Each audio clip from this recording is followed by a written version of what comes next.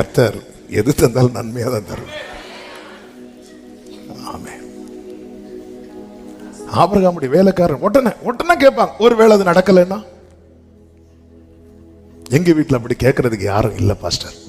சந்தோஷம். அப்ப யாரு கேட்பாங்க? நாங்க தான் கேட்போம்.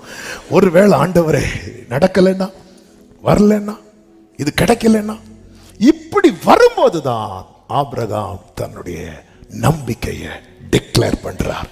என்ன தெரியுமா? அதனுடைய 7வது வசனத்தை வாசியுங்கள்.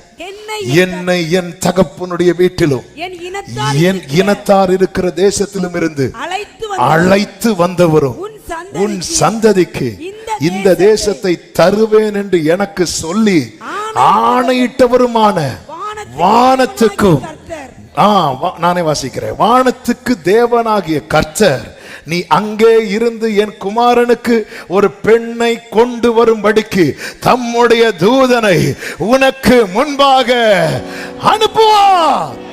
சி, உங்க முன்னாடி இப்படிப்பட்ட கொஸ்டின் வரும்போது, ஆப்ஷன் பி ஆப்ஷன் சி வரும்போது இப்படி சொல்ல முடியுதா? சொல்ல வச்சு சொல்றது அல்ல.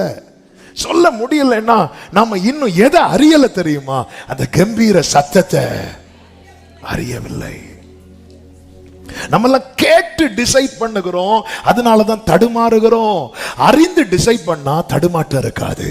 அவன் வாழ்க்கை நம்புவதற்கு ஏதுவல்லாத சூழ்நிலையில் தள்ளப்பட்டாலும் அவன் நம்பிக்கையோடு விசுவாசிப்பான்.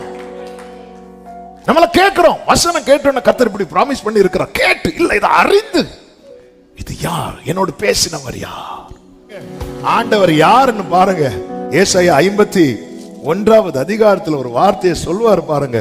அதனுடைய 16வது வசனத்துல, நான் வானத்தை நிலைப்படுத்தி பூமியை அஸ்திவாரப்படுத்தி சீயோனை நோக்கி நீ என் ஜனம் என்று சொல்வதற்காக நான் என் வார்த்தையை,